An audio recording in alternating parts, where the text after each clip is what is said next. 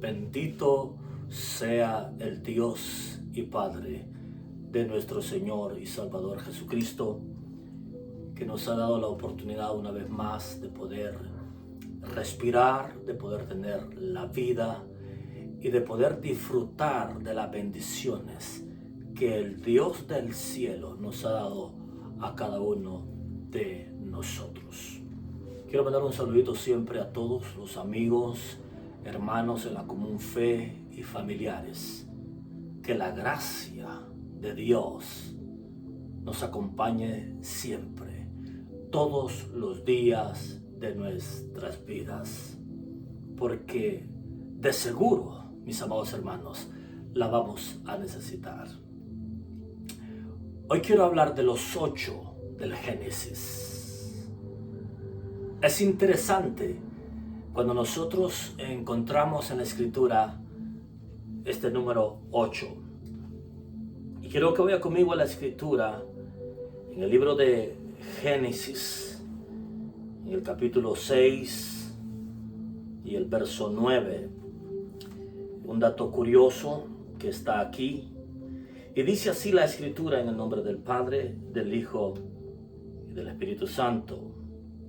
Estas son las generaciones de Noé. Noé, varón justo, era perfecto en sus generaciones. Con Dios, es muy importante esa frase, con Dios caminó Noé. La gran pregunta es, ¿quién le enseñó a Noé a caminar con Dios? ¿Cómo Noé sabía el camino del Señor? Ahora, en Primera de Pedro, en Primera de Pedro, en el capítulo 3, encontramos el contexto de lo que sucedió en Génesis capítulo 6, y luego vamos a regresar a Génesis capítulo 6. En Primera de Pedro, en el capítulo 3 y el verso 19, dice así la Escritura: en el cual también fue, hablando del Señor, y predicó a los espíritus encarcelados. ¿Quiénes son estos espíritus encarcelados? El verso 20 lo dice: los que en otro tiempo desobedecieron cuando una vez esperaba la paciencia de Dios en los días de Noé, mientras se preparaba el arca, en el cual pocas personas, y aquí está mi tema, es decir, 8 fueron salvas por agua. Bendito sea el Dios y Padre de nuestro Señor Jesucristo. En Génesis capítulo 6, nosotros encontramos frases muy difíciles y duras de entender, porque es la boca de Dios que expresa esa palabra. Por ejemplo, me arrepiento, dice Dios en Génesis capítulo 6. Cuando Adán pecó, Dios no dice me arrepiento. Dios dice, oh hombre, ¿dónde estás?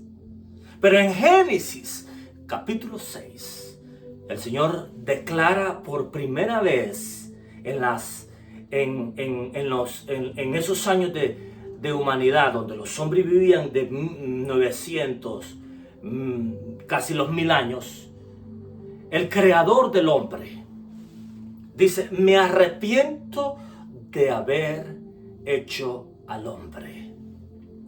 Póngase a pensar, mi querido amigo, mi querido hermano, ¿qué tanto sería la maldad que existía en Génesis capítulo 6? Que Dios, el Dios Todopoderoso, el que es lento para la ira y grande en misericordia, haya dicho esas palabras. No quiero ni pensarlo, ni imaginarlo. Pero Dios dijo, me arrepiento de haber hecho al hombre. Otra cosa que sucedió en Génesis capítulo 6, que es difícil de creer, pero la Biblia lo dice, es que le dolió el corazón al Dios del cielo. Dios ha amado a los hombres, dice la Escritura, con amor eterno te amé, por lo tanto te prolongué mi misericordia. Claro, cuando el hombre lo traiciona, cuando el hombre hace todo lo contrario para lo cual Dios lo hizo, lo preparó, lo diseñó, lo formó. Y Dios mira en Génesis capítulo 6 al hombre haciendo todo lo contrario. Dios dice, me duele en mi corazón. Es curioso, mis amados hermanos, que la Escritura dice en Génesis capítulo 6, en el verso 1, qué interesante esta frase que está en Génesis, en Génesis capítulo 6, verso 1, porque hay un peligro cuando llega el crecimiento, cuando llega la multiplicación, cuando llegan los días de abundancia, ya sea a una nación, a una persona o a cualquier sociedad. Por eso el Señor aconsejó a Israel cuando construyas y tengas tus ciudades y tus casas, sepa que es por el poder mío que tú has logrado todas esas cosas, y no vayas a decir que por nosotros mismos alcanzamos ciertas cosas. En Génesis capítulo 6 la Escritura dice, aconteció que cuando comenzaron los hombres a multiplicarse sobre la faz de la tierra y le nacieron hijas, viendo los hijos de Dios que las hijas de los hombres eran hermosas, tomaron para sí mujeres, escogiendo entre todas ellas. Hasta que empezó la multiplicación, el diablo metió su cuchara. Que el Señor lo reprenda. Pero es un peligro, tanto en la vida personal, cuando Dios empieza a hacer cosas grandes en nuestras vidas, cuando Dios empieza a multiplicarte, ya sea en su palabra, ya sea en la visión, ya sea en la revelación, ya sea en el dinero, ya sea en las propiedades, etcétera, etcétera. Es allí donde nosotros tenemos que tener sumo cuidado de no manchar la semilla del Señor, de no contaminar con fuego extraño el altar de Dios. Y en estos días, con los falsos profetas y los falsos maestros, espíritus de brujería y de hechicería que operan dentro del cuerpo de Cristo a nivel mundial, que hay que tener los ojos del Espíritu para detectar, y que la visión y la voz audible de Dios te diga, este no es mío, esta no es mía, esta practica brujería, esta practica hechicería, este es hijo del diablo. Porque Dios es un Dios que revela, hermanos. Y tú ya caminas con cuidado, ya caminas sabiamente, porque hay un Dios que cuida tus espaldas. Hay un Dios que va delante del pueblo del Señor. Como dice la Escritura, Él guarda nuestra retaguardia. La gloria del Señor será tu retaguardia, dice la Escritura. Bendito sea Dios, que tenemos un Dios que vela por su pueblo, vela por la iglesia, vela por los escogidos, vela por los que Él pagó el precio en la cruz del Calvario. En Génesis capítulo 6 empezaron los hombres a multiplicarse. Claro, Dios había dado la promesa en Génesis capítulo 3. Multiplíquense. Pero no había llegado ese nivel de multiplicación que llegó en Génesis capítulo 6. Que era una barbaridad de multiplicación, como cuando los hebreos se multiplicaban allá en Egipto. Que el mismo Satanás quiso detener esa multiplicación, porque la multiplicación es de Dios. Dios quiere que nos multipliquemos. Todo lo que pisara la planta de tus pies será tu territorio. Ensancha tu tienda, dice la Escritura. El ministerio tiene que ser ensanchado, ir al norte, ir al sur, ir al este, ir al oeste, como lo fue el ministerio de Cristo hasta el día de hoy. Sigue ensanchando, tanto así que digo el Señor, este evangelio, este ministerio llegará a todo el mundo y será predicado el evangelio del reino a toda criatura. Por eso dice la Escritura en Apocalipsis, de todo pueblo, tribu, lengua y nación. Pero hay el cuidado que debemos de tener todos nosotros, de cuidar como buenos administradores de las cosas santas de Dios, de que el diablo no vaya a poner una semilla aún en nuestro corazón. Nosotros vemos en la Escritura ejemplos, si vemos en la vida real, esos ejemplos donde han perdido, han sido saqueados, han sido robados por la desobediencia misma, mis amados hermanos. Y me llamó mucho la atención, porque de esa multitud de miles y miles que la Biblia registra en Génesis capítulo 6, que empezaron a multiplicarse, solo 8 fueron salvos. ¿No le parece curioso, hermano? Y Jesús dijo que como en esos días, así serán en sus días de Él. Quiere decir que un pequeño remanente será hallado digno de ser arrebatado. Por eso el Señor aconsejó orar para que en aquel día, dice el Señor, seas hallados dignos. Porque no todo el que me dice Señor, ni todo el que profetiza, ni todo el que hace milagros, ni todo el que echa demonios entrará a mi reino, sino aquel que hace todas esas cosas, pero guarda mi palabra. La doctrina de la supergracia que salió en el año 80 destruyó a la iglesia de Cristo, porque la introdujo a un libertinaje que al pecado se le llama un bueno, y a la santidad se le llama religiosidad. Bendito sea Dios por nuestro pastor, por la iglesia, que todavía se toca la santidad de Dios en el corazón de los hombres. La santidad de Dios hoy en estos días se ha perdido aún dentro del pueblo, porque cristianos que se enojan contigo porque tú les hables de que sean santos. ¡Oh, nadie puede ser santo!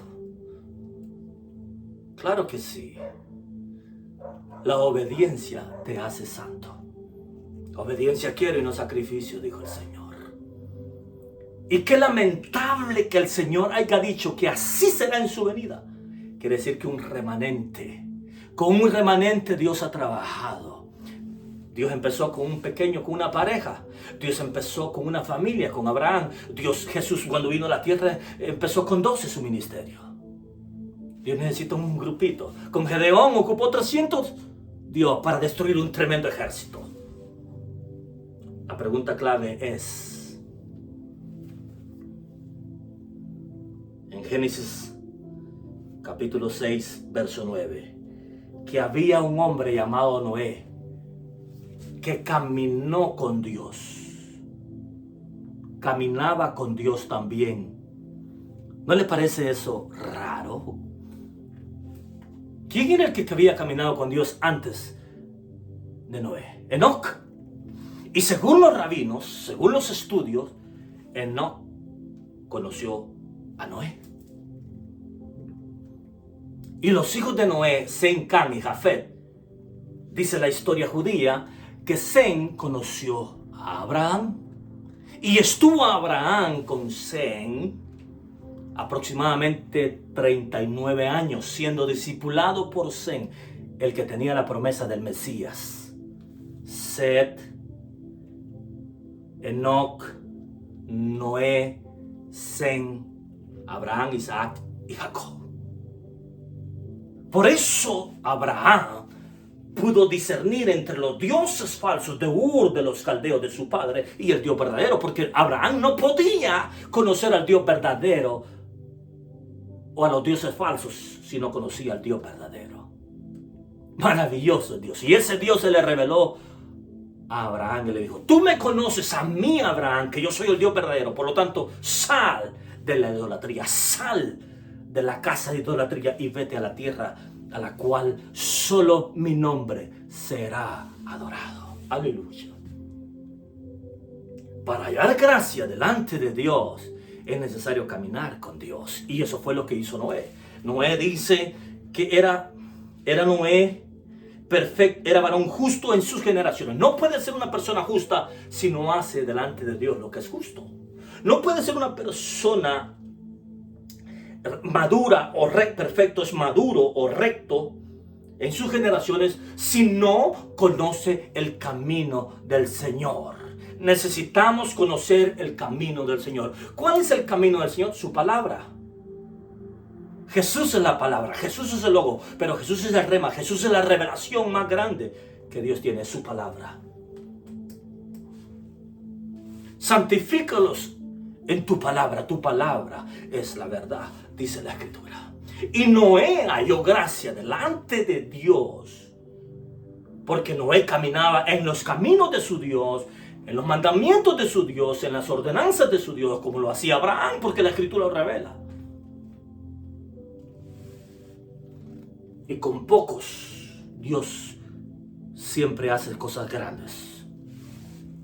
Son pocos, según las Escrituras, los que son salvos, los que son hallados dignos de ser redimidos, de ser santos, de ser santificados. Por eso la Escritura dice que nadie tome tu corona.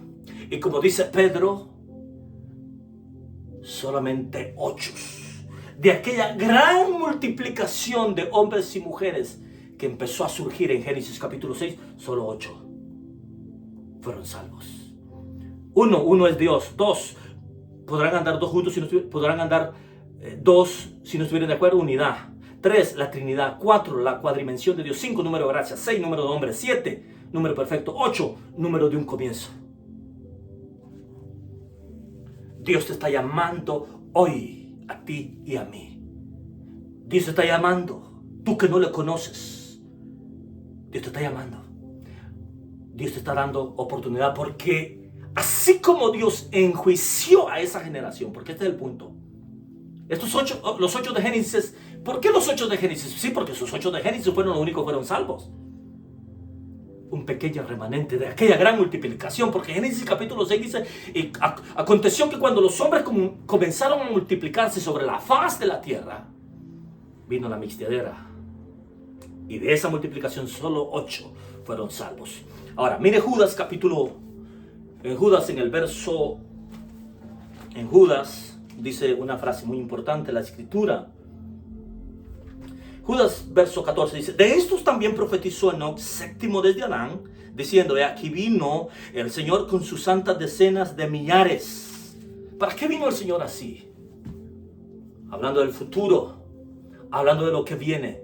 Sencillo para esto: para hacer juicio contra todos, salvos y no salvos, justos y no justos, y dejar convictos a todos los impíos de todas sus obras impías que han hecho impíamente, y de todas las cosas duras que los pecadores impíos han hablado contra él. Nadie se puede escapar de la mano del eterno Dios. Él viene a ejecutar juicio a la tierra y a dar a cada uno según su obra, dice la Escritura. Pero hoy Dios te habla para que seas parte de esos 8 que representa el remanente que en estos últimos días será salvo. Solamente escapa por tu vida. Dios te bendiga, Dios te guarde. Que el amor del Padre, la gracia del Hijo y la comunión con el Espíritu Santo esté con todos ustedes, mis amados hermanos. Bendiciones. Hasta la próxima. Dios le bendiga.